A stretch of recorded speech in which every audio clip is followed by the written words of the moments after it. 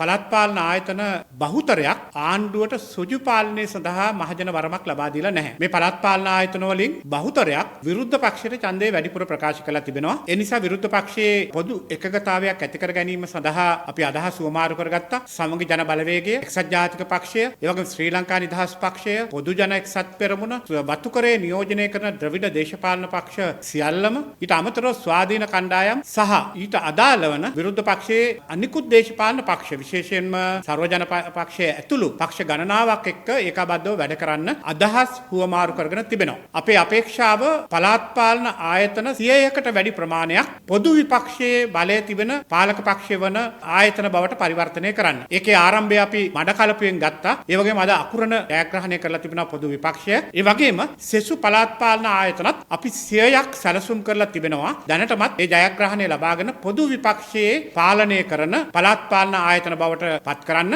සමගි ජන බලවේගයේ හැටියට අපි ඒ පිළිබඳව සුජු තීරණයක සහ දැඩි තීරණයක ඉන්නවා. ඒ තීරණ ක්‍රියාවට නැංවීම සඳහා